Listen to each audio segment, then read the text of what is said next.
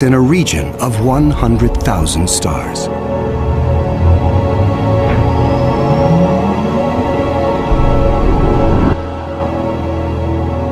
It is the culmination of a journey that began more than a decade ago, with one of the most profound scientific discoveries ever made.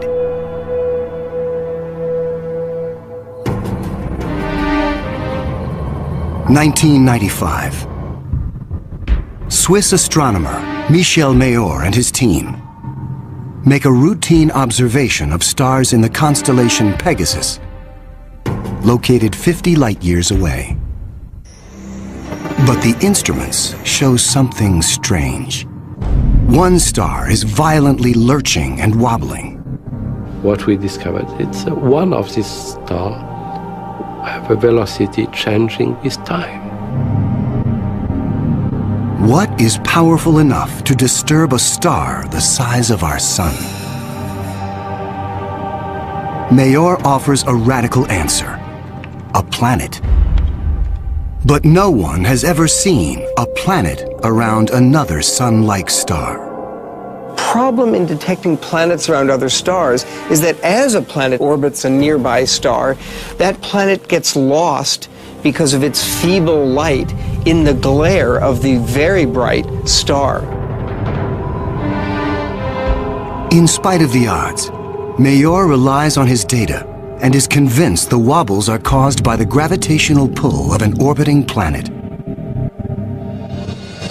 When I read this claim from Michel Mayor, I was very skeptical. There had been many false claims of the first planet ever discovered around another star, and I thought to myself, oh boy, here we go again.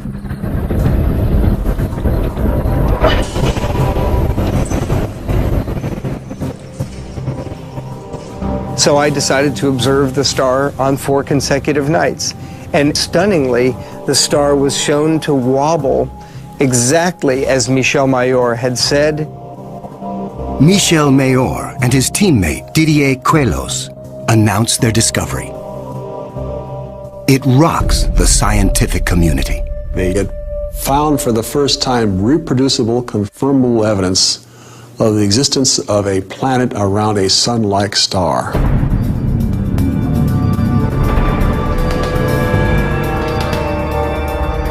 Officially called 51 Pegasi b, the planet is nicknamed Bellerophon in honor of the Greek hero who tamed the winged horse Pegasus.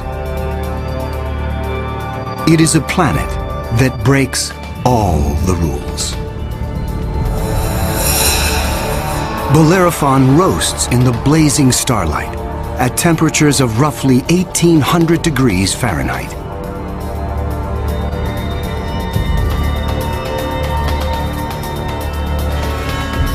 It is nearly 150 times more massive than Earth and is a gas giant like Jupiter. A gas giant is a planet made mostly of hydrogen and helium. Only the outer layers are gas, but inside, hydrogen and helium is compressed to huge, huge, huge pressures. It doesn't resemble a gas at all. Unlike anything found in our solar system, this is an entirely new class of planet, what scientists call a hot Jupiter. If you go to Hawaii and see the lava flow there, that's how hot a hot Jupiter is. It's very, very hot. The Earth is a comfortable 93 million miles away from the Sun.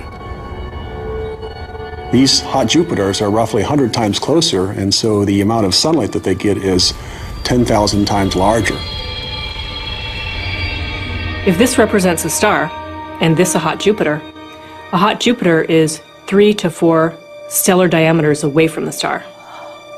So that would be 1, 2, 3. This is how close a hot Jupiter would be to its star. Hot Jupiters are tidally locked. They present the same face to the star at all times, just like the moon does to Earth. It's going to be permanent daylight on one side and permanent nighttime on the back. If I were stuck on a hot Jupiter, I'd want to be on the back side and hope that some of the heat from the front side facing the star would make its way around the back.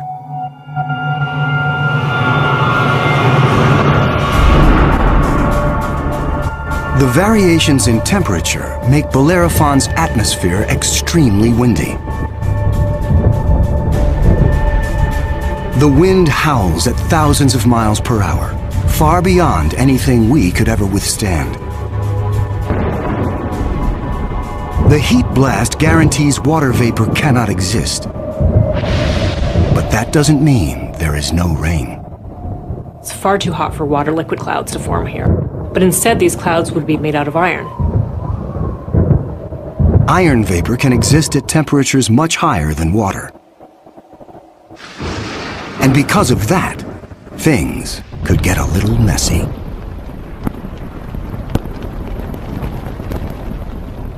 You better have an umbrella that's pretty sturdy, because the iron is going to start coating your umbrella very rapidly and making it extremely heavy and just crush that umbrella.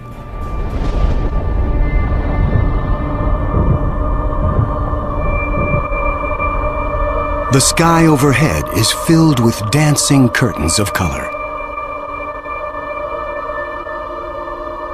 Charged particles from the nearby star make auroras far more extreme than the northern lights on Earth. There is something even more unique about this newly discovered world. Bellerophon orbits its sun in a blistering 4.2 days. No self-respecting planet goes around a star in 4.2 days. None of the planets in our solar system take such a short amount of time. For scientists, the tiny orbit challenges long-held notions of how planets form. The fact that the planet was orbiting every 4 days was a total puzzle until one night in the middle of the night I woke up and said, well, this must be proof that planets migrate inwards. They don't stay put where they are. The key to the puzzle is found in how planets are made. Planets are a byproduct of star formation. When stars form, they have a disk of dust and debris around them, and out of that debris, planets form.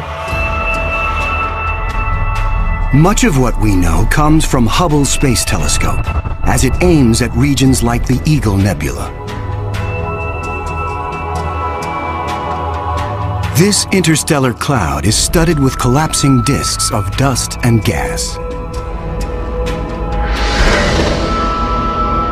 A giant clump grows in the center of each disk. Temperatures reach a searing 18 million degrees. The same nuclear fusion that powers our sun is unleashed.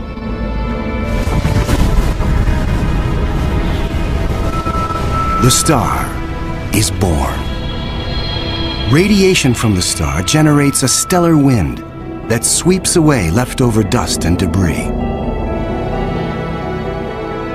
Some of the dust survives and remains in orbit around the newborn star. Over millions of years, the dust sticks together, forming knots that grow into asteroids, and the asteroids grow into planets.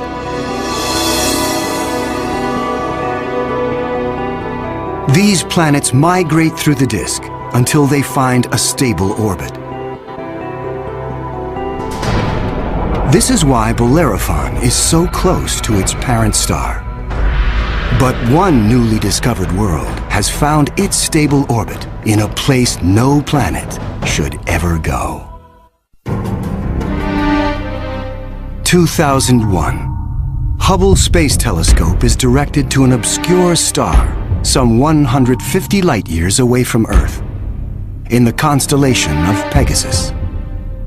This is the same region where Bellerophon was found 6 years earlier. Hubble is tracking another hot Jupiter, discovered by astronomer Jeff Marcy.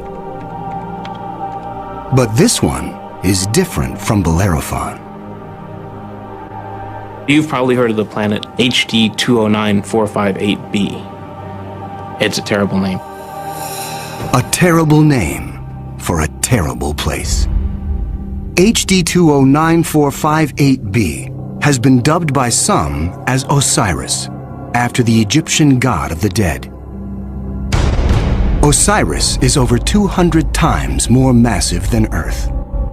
It has migrated perilously close to its sun, at a mere 4 million miles from the blazing solar surface.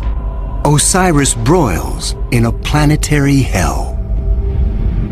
The average daily temperature on Osiris is over 2,000 degrees. Forget global warming. This is global frying, and it causes Osiris to lose an estimated 550,000 tons of air every second.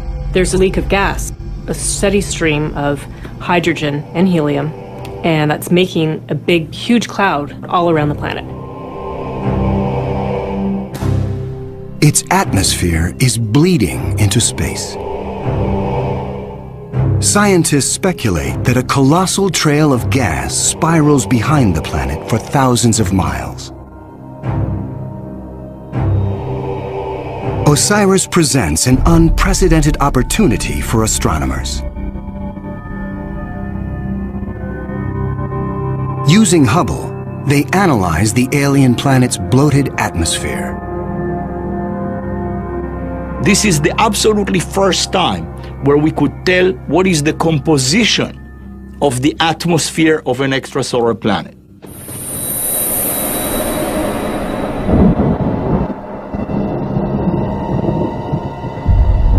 Surprisingly, Hubble detects many of the basic chemicals needed for life.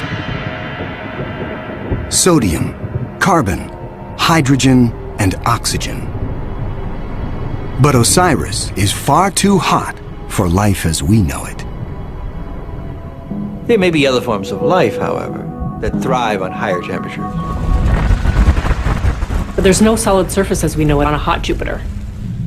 So this life would have to be just tiny little microbes floating around on aerosols. And on our own Earth, we have life that floats around in our atmosphere. But that life didn't start there. So life almost certainly would not exist on hot Jupiters. Astronomers have discovered many hot Jupiters since Bellerophon was found in 1995. But conditions on these worlds rule them out as places where the drama of life can unfold.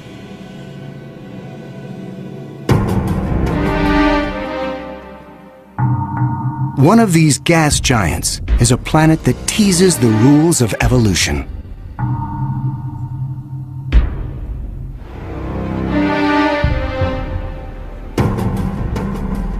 Astronomer Jeff Marcy discovers something shocking about a planet orbiting a star called 16 Cygnus b, located some 70 light-years away in the constellation of Cygnus, the Swan.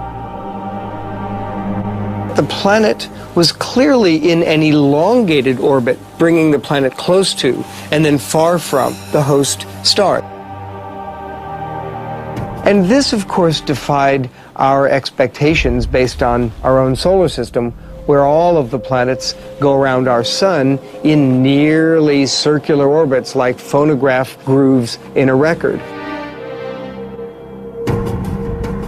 Like a giant yo-yo in space, the gas giant swings back and forth across its solar system.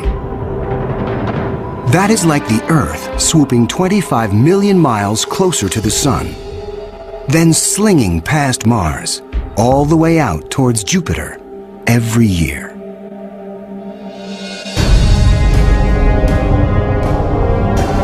And like all of the gas giants in our solar system, this yo-yo planet might have an entourage of moons. Marcy speculates that one of these moons could be similar to Earth.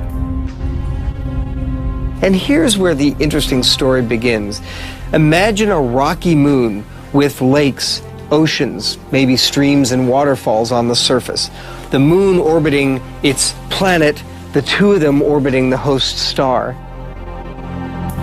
Unlike the airless moon that circles the Earth, this moon is a world with extreme seasons. On Earth, the seasons are caused by the tilt of our planet. Here, they are caused by the elongated orbit. These poor planets that are in these elongated elliptical orbits suffer terrible changes in their climate throughout a year. As they make their closest approach, the Yo-Yo planet and its moon are blowtorched by the star.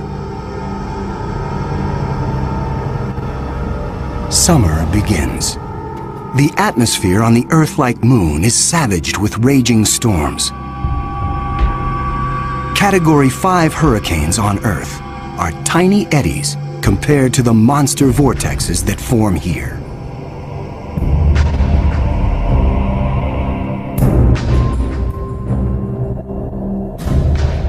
The clouds thicken as the water evaporates. Temperatures rise dramatically. Any water or gases would heat up, and indeed the oceans would boil into steam, so you'd end up with a big steam bath. During the peak of the summer, the entire moon is smothered in 800-degree temperatures.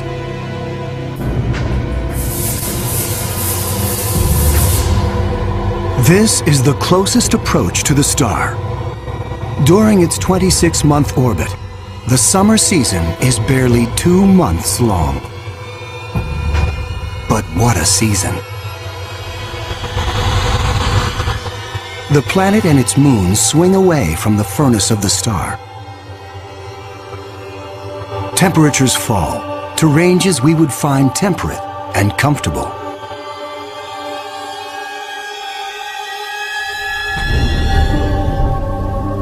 With the coming of fall, the rains return to the parched and roasted moon. Dry ocean basins are replenished, and the seas rise to form new shorelines. Tranquility prevails as the Yo-Yo planet and its moon slip into the deep freeze of winter. Now, over 200 million miles from the star, the daytime sky is dark. Temperatures hover around 260 degrees below. Winters are long, lasting 17 months. With the coming of spring, the sun looms large in the skies over this hapless moon as the ice cracks and melts violently. Huge icebergs calve into a stormy and fast-rising ocean.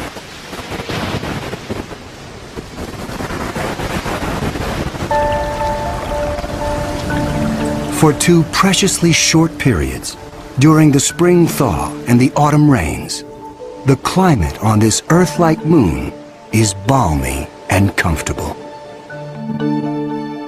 At a distance of 93 million miles from the star, roughly the same distance as Earth from the Sun, the elliptical orbit of this planet and its moon crosses an area around the star some scientists call the Goldilocks zone. The conditions here are just right for life.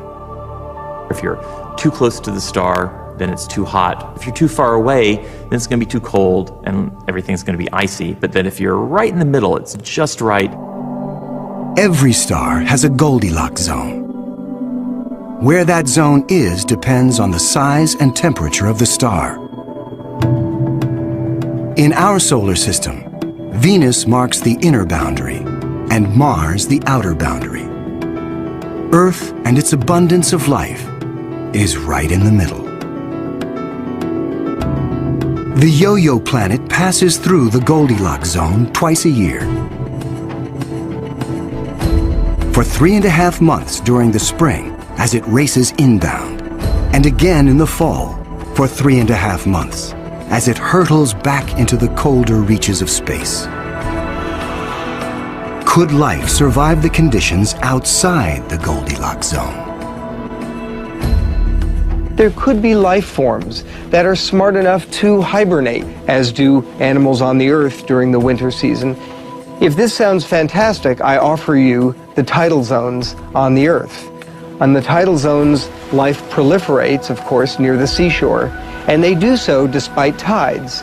The water coming in, covering many of the life forms, the water going out at low tide, and yet those species survive perfectly well. The strange cycle of the Yo-Yo planet's orbit creates fleeting conditions suitable for life, but also for death. Some alien planets are even more bizarre. Imagine a world that has no star to orbit. Scientists speculate that our galaxy is teeming with rogue planets, adrift in the murky lanes of interstellar space. These are orphaned worlds, planets that are booted from their solar systems by the chaos of planetary migration. Astronomers call such worlds planemos. Planemos are planets without a star. They're just drifting through the galaxy indefinitely. What massive force would it take to kick a planet out of the solar system? When a young star forms with a contingent of planets around it, many of those planets gravitationally interact with each other.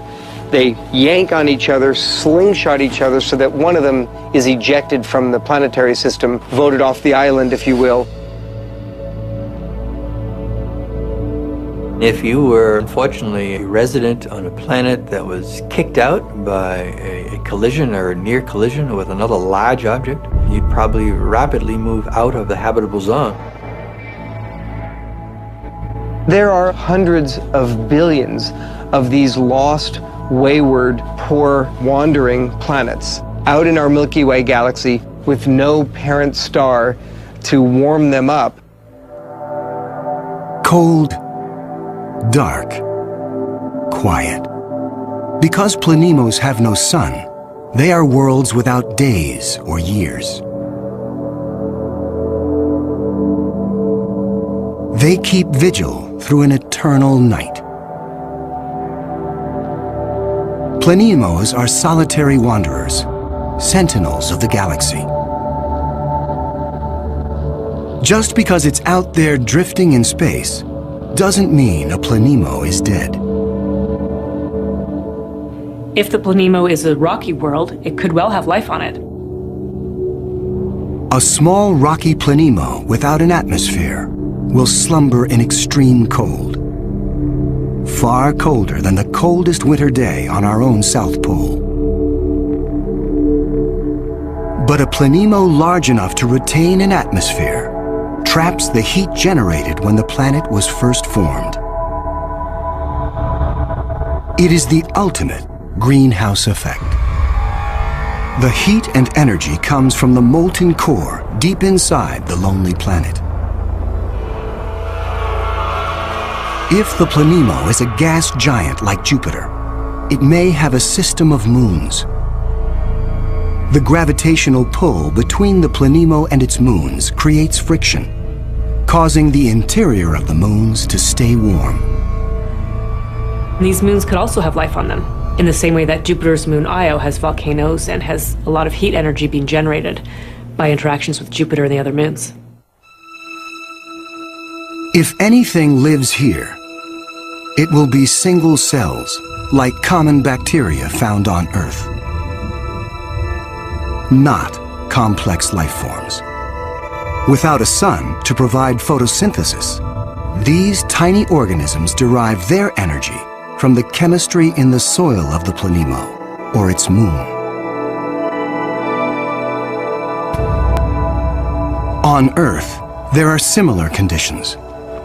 Colonies of bacteria are found deep within mine shafts in South Africa. They have no access to oxygen nor light, and survive entirely on the chemicals they make from the surrounding dirt. Their metabolisms are extremely slow, and they reproduce only once every 1,000 years.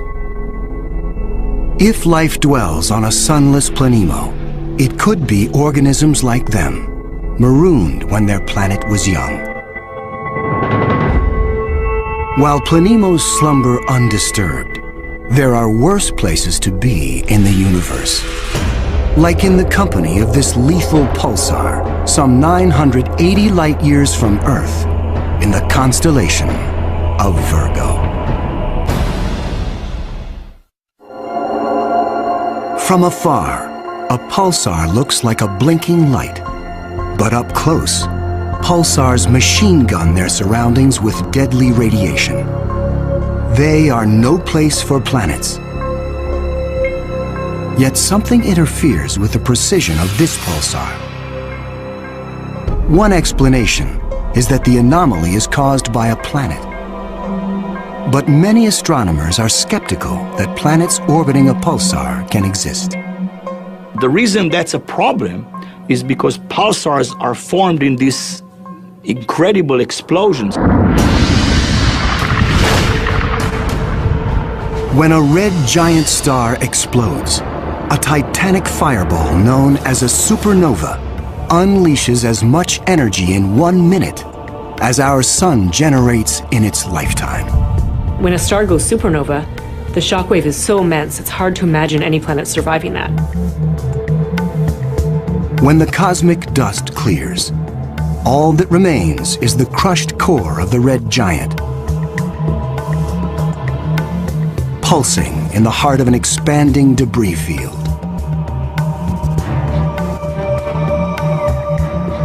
Matter blasted from the colossal explosion falls back to the pulsar and forms a disk. Within this chaos, a new world arises, born of fire and destruction. A planetary zombie raised from the carcass of the former red giant star. It's amazing that planets could form in that environment. A planet orbiting a pulsar will give you the feeling of being in a disco bar with a very strong strobe light, which is the pulsar. Radiation from this stellar beast breaks down the organic molecules needed for life. The pulsar has these very strong magnetic fields that are being spun around as the star is rotating quickly, and it's picking up any material, electrons, protons, and speeding them up and slinging them out at high speed. So it's like a solar wind with a vengeance. I can't imagine that there would be much of an opportunity for even simple life, microbial life, to emerge and to flourish on a planet around a pulsar. Largely because if you were in the pulse, you'd be severely energized, and if you were not in the pulse, you would be completely devoid of energy. The discovery of pulsar planets shows how new worlds can form in the wake of a star's destruction. No matter where a planet arises, the process of its birth is fraught with danger. Sometimes, the violence is so great, the end of the world comes before the beginning. 2007.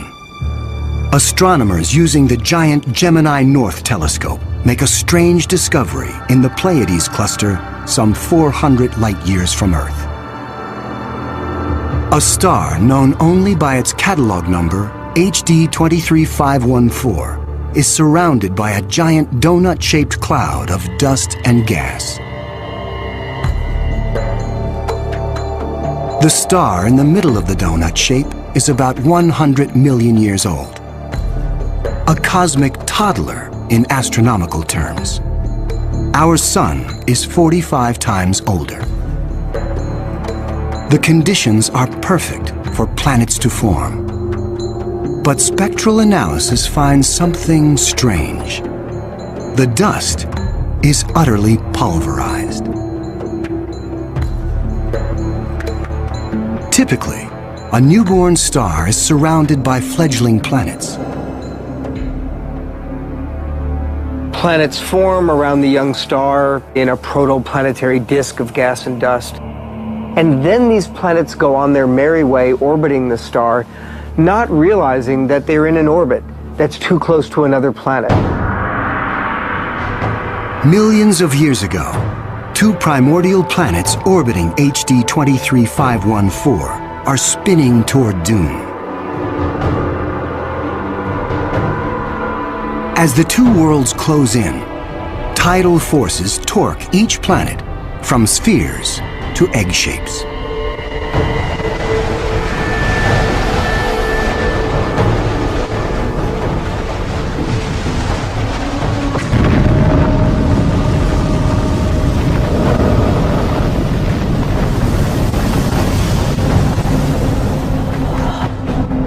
nothing remains. The two worlds are annihilated, creating the dust and debris seen around star HD 23514. 4 billion years ago, a similar apocalypse came to Earth. A Mars-sized planet forms in roughly the same orbit as the newborn Earth. Like the planets at HD 23514, Earth and this Mars-sized body are barreling toward each other. If you happen to be unlucky enough to be standing on a growing planet when it was in the process of still becoming the Earth, you might wake up one morning and notice that the sky was getting darker and darker as a Mars-sized body was coming at you within a period of less than an hour.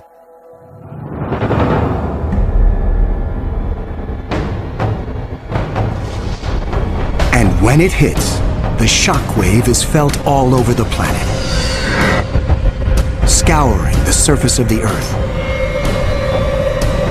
The collision obliterates one side of the planet.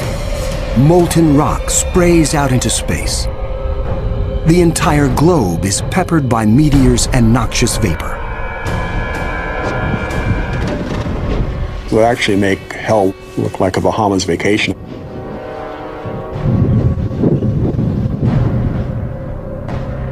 The debris field from the collision coalesces and forms our moon. It is a new beginning for our planet.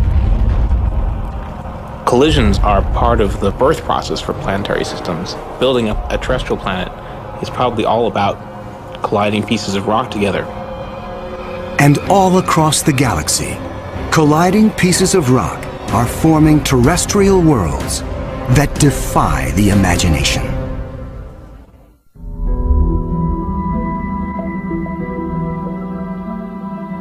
There is a new planet out there, a planet we were not aware of existing before. It is not just one planet. It is a new type of planet.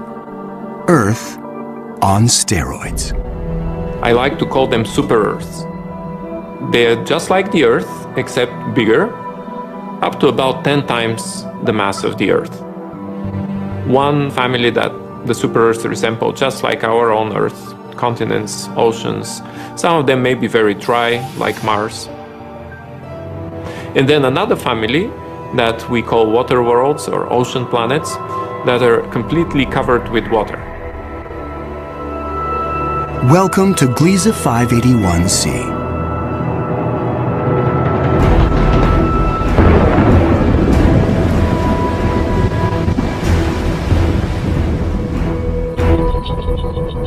This planet was found by Michel Mayor, and it orbits with 2 other planets around a very small star. It's only 20 light-years away in the constellation of Libra and is one of the smallest terrestrial planets found beyond our solar system. That doesn't mean Gliese 581c is small. It's still a super-Earth with 5 times the mass of our home planet. But it's the possibility of liquid water that excites scientists. An ocean planet feels like being in the middle of the Pacific Ocean, with no land inside, just water, puffy white clouds, and blue sky above you. The winds on the ocean world are going to be similar to that of the Earth, so it will be a very good place to sail. The weather's absolutely perfect. Every day you get a clear blue sky and the sun just stays in the same place. Now how's that for weather prediction? No land anywhere. Even miles beneath the surface. This water layer would extend very far down, at least a quarter of the way down in the planet. But as we dive deeper into the sea, the pressure builds. At 35,000 feet below the surface, we pass the point where the deepest oceans on Earth bottom out. We pass the 100,000-foot mark.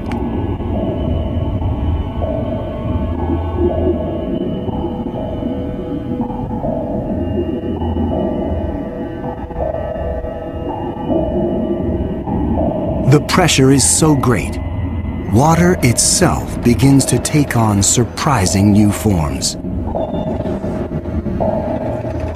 At a depth of 10 times the greatest ocean depth on Earth, we reach the bottom. When you have a large amount of water, then at the bottom of an ocean, you will form very high pressure in excess of 1 million atmospheres. And that pressure will compress the liquid water, that is the ocean, into a state which we call Ice 7.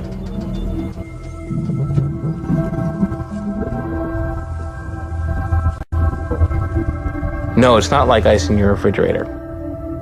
The molecules of water that are in the ice in your refrigerator are kind of all jumbled up. But if you form ice under very high pressure, then the water molecules can become ordered, they can become aligned.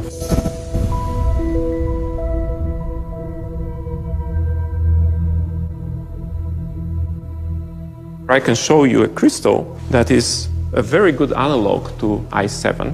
This is halite, also known commonly as rock salt. Ice 7 may exist within our own solar system. Europa, a moon of Jupiter, could possibly have a mantle of liquid water surrounded by a thick, icy crust. The pressure from the crust is so great that Ice 7 might exist deep within these uncharted seas. If we scale up and thaw out Europa, it could be a water world similar to Gliese 581c. One could imagine that life could emerge on a water world. After all, water is essential to life on Earth. Everywhere on Earth where there is water, there is life. You cannot find a sterile drop of water on Earth unless you put it in the microwave yourself. On this water world, there could be bacteria or any kind of life in the ocean itself. But not all of the super-Earths are water worlds teeming with life. When we talk about super-Earths, we talked about two major families of mostly rocky with some water and mostly water with an endless ocean. But one has to add to those a third family of probably very rare super-Earths and Earth-like planets, which are called carbon planets. A carbon planet is unlike anything we've ever seen anywhere. A place with an alien chemistry, but loaded with very earthly treasures. Throughout our galaxy, there are planets barren and poor and inhospitable. But science is on the trail of a new type of planet, an entire world of treasure. In our own solar system, in our sun and in all the stars nearby, there's always more oxygen than carbon. But if we think of a place in the universe where there's more carbon than oxygen, then planet formation is very different. Spectral analysis shows carbon to be far more plentiful, 26,000 light-years away near the center of our galaxy. Planets that form here may contain a rich abundance of carbon. The morning sky on a carbon world would be anything but crystal clear and blue. I'm picturing a yellow haze with black clouds of soot. And as you descended farther down in the atmosphere, I could imagine lakes that were made out of compounds like methane or gasoline. I'm picturing these bubbling, foul-smelling pits of black ooze, like an oil well. With little or no water in the atmosphere, the air is made of carbon compounds. Methane, butane, pentane, benzene, all these different kinds of carbon compounds that separate out when you refine gasoline. One day it might be raining benzene. The next day it might be raining butane. Alien as carbon planets might seem, the air quality could be familiar to some. The air in a very benzene-rich planet will resemble that of LA. A lot of small particles that unfortunately we are quite used to from the exhaust of cars. Despite the pollution, carbon planets could come with a sparkling upside. You might see diamond because the planet may have substantial quantities of pure carbon that it's formed out of. And pure carbon, when you compress it, tends to form into diamond. The secrets of exotic planets like these are waiting to be discovered all across the galaxy. But astronomers won't be satisfied until they find the Holy Grail. A planet like our own, one that sustains life, the next Earth. People always ask me, do I think we're going to find another planet like Earth? And I answer, absolutely. Every star probably has planets roughly the same size as our Earth. We think that essentially every star has several Earth mass or super Earth mass planets. So if you have, say, 200 billion stars in the galaxy, that may mean there are 400 billion Earths in the galaxy or more. 400 billion Earths. The Kepler Space Observatory is the first instrument capable of finding one of these planets. Kepler is looking at the constellation Cygnus in the night sky at 100,000 stars, taking picture after picture after picture, minute after minute. And the goal of Kepler is simple: to look for stars among the 100,000 that dim. When a star dims slightly, it means a planet passes in front, blocking some of the light. How long the star dims and how much light gets blocked will tell scientists about the size of the planet and the distance from its sun. A good analogy for this is looking for the dip in the light that you would see from a searchlight if a small moth flew across the searchlight. And so it's a really tiny dip in the light as the planet transits. It is a very powerful technique because it allows you to discover planets that are even smaller than the size of the Earth, around stars similar to the Sun. It is a technique that is changing the course of science. We think we may be able to find a planet that is habitable in the next few years. Scientists estimate the Kepler mission will find a minimum of 50 alien Earths. One of the big questions that anybody looking for life beyond the Earth is facing today is, what if we don't recognize life even though we discover it? Conditions on an alien Earth may cause life to evolve differently. My hope is that we'll see some sign that will make our hairs stand up on the back of our necks. Whatever that sign is, it will be the first chapter on the greatest scientific story ever told.